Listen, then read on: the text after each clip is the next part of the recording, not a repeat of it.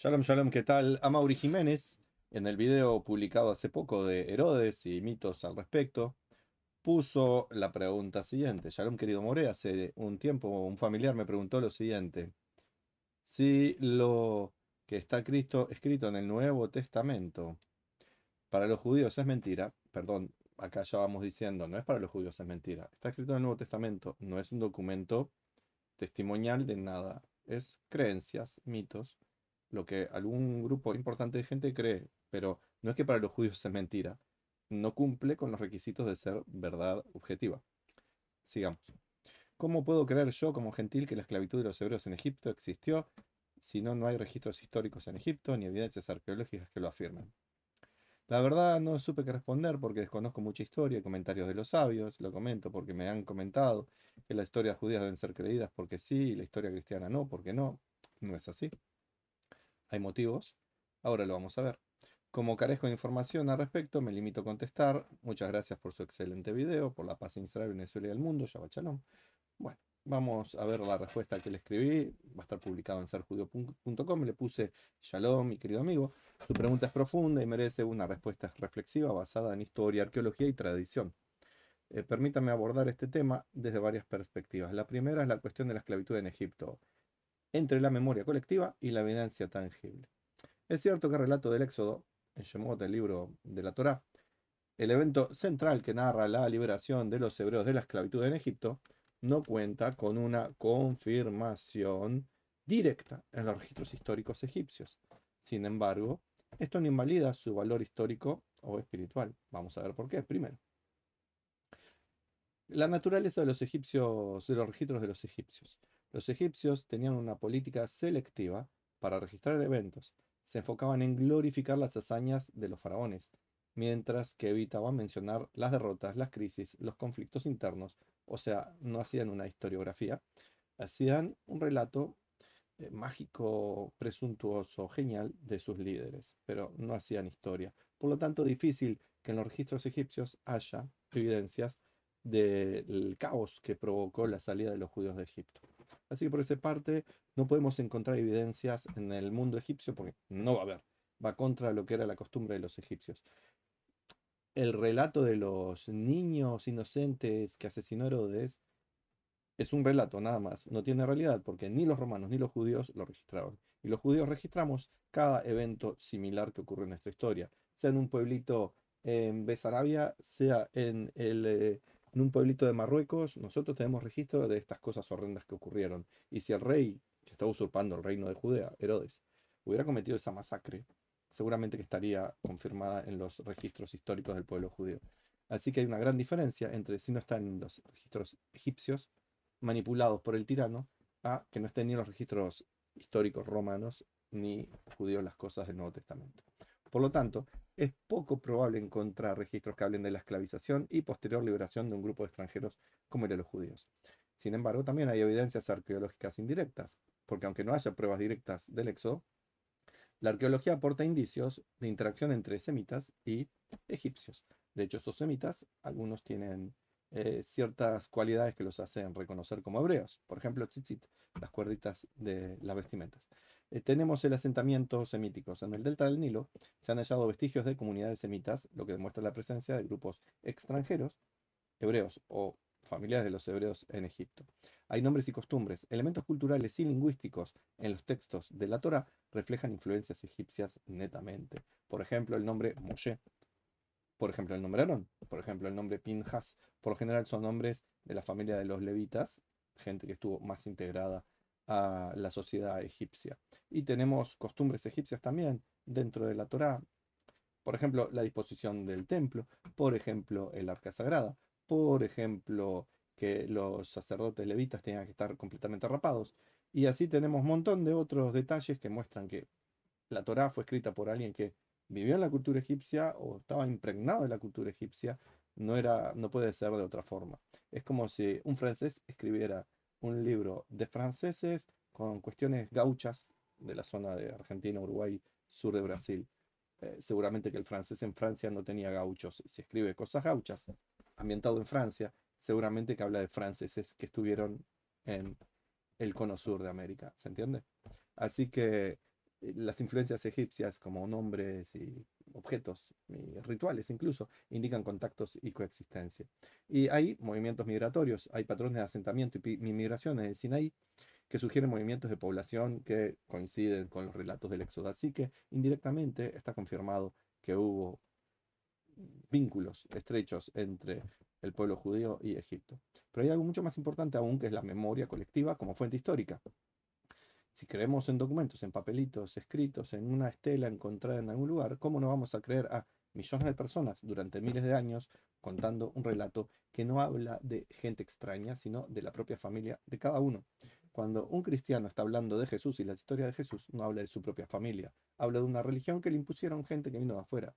Jesús, de haber existido, era un hebreo, un judío realmente, de la tribu de Judá, un judío en el país de los judíos, hablando en hebreo y arameo, idioma que se hablaba eh, porque había sido conquistado el país en su momento, em, con cuestiones judías. Pero una persona nacida en Venezuela, ¿qué tiene que ver con Jesús? Nada, su familia no vino de Judea, sus antepasados no hablaban en judío, sus costumbres no eran judías.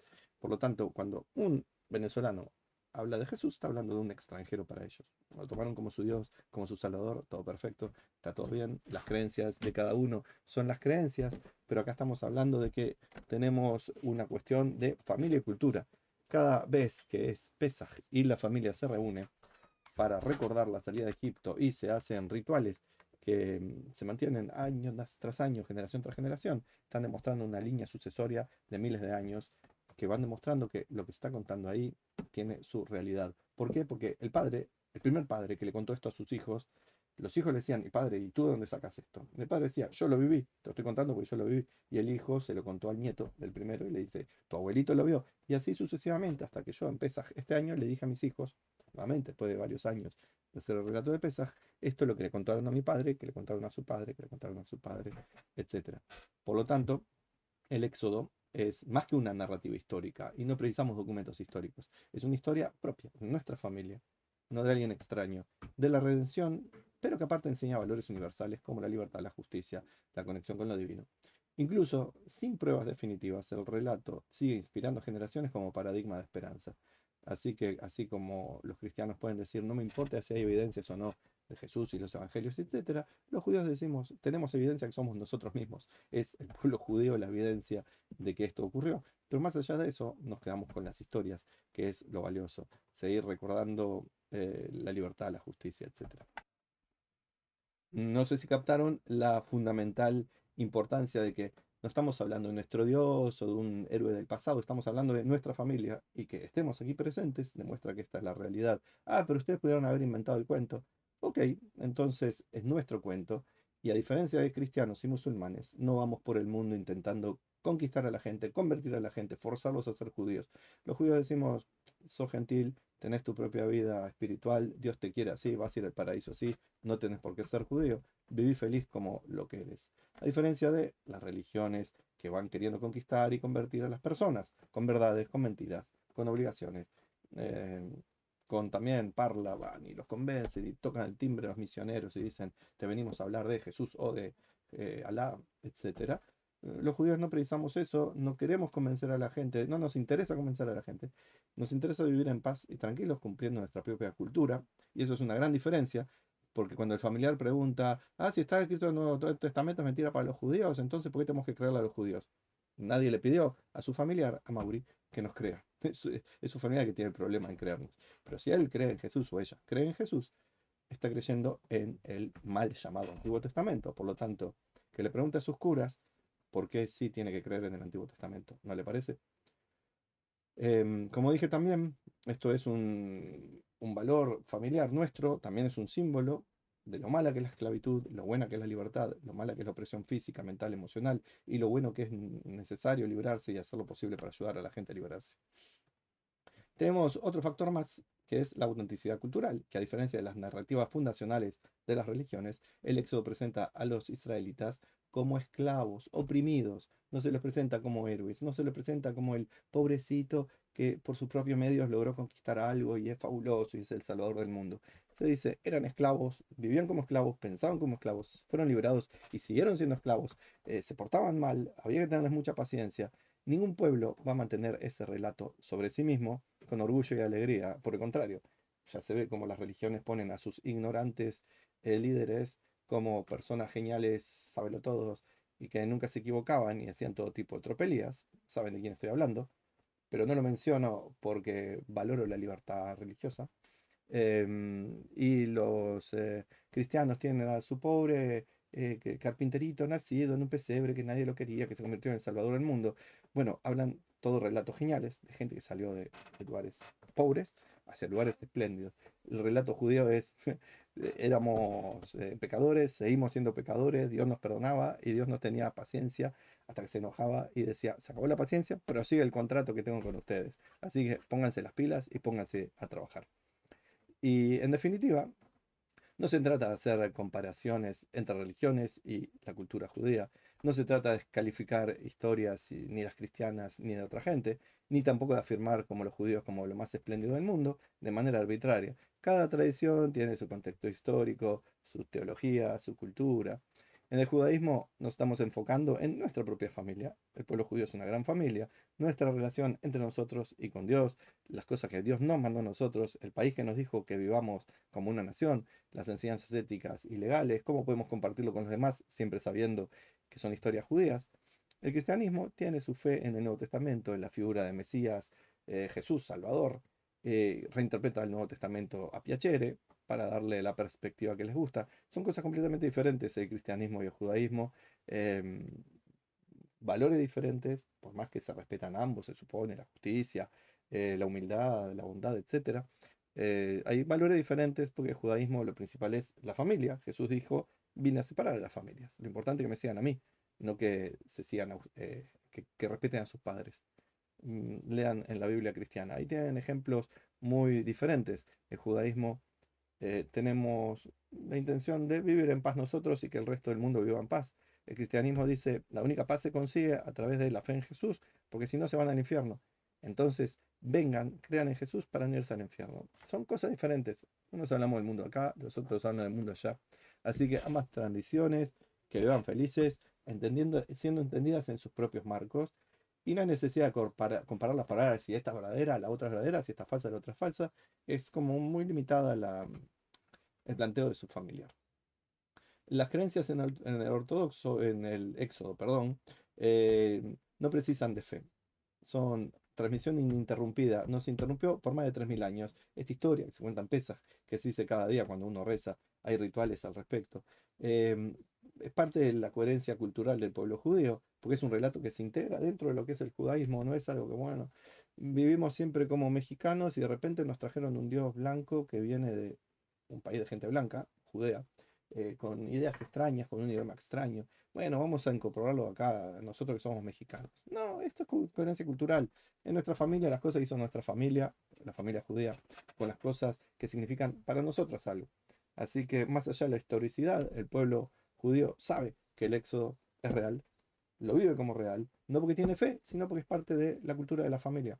Así como usted sabe que, supongo que se llama Mauri, se sabe que se llama Mauri, y puede ser porque lo ve en la cédula de identidad, pero también lo sabe porque en su casa le dijeron a Mauri. No va preguntando, ¿y cómo sé que me llamo a Mauri? No es así. Y sabe que sus abuelos son Antonio y Virginia, porque los vio o porque les contaron o vio fotos. No precisa documentos que digan, esta es tu familia. Y si los precisa, bueno, está bien que los tenga.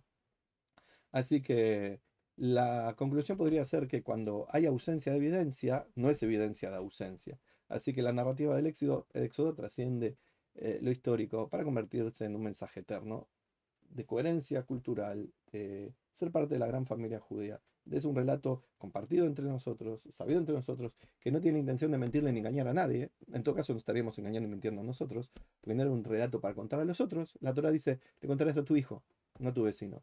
No irás por el mundo predicando y pregonando siendo misionero. No se trata de eso, se trata de le contarás a tu hijo. Son las historias propias del pueblo judío. Y al que no le gusta, que tenga sus propias historias y que deje vivir en paz a los judíos. Espero que este video le haya servido a Mauri y a todos los que llegaron hasta aquí. Les deseo a todos que puedan vivir en paz y bendiciones. Shalom para todos.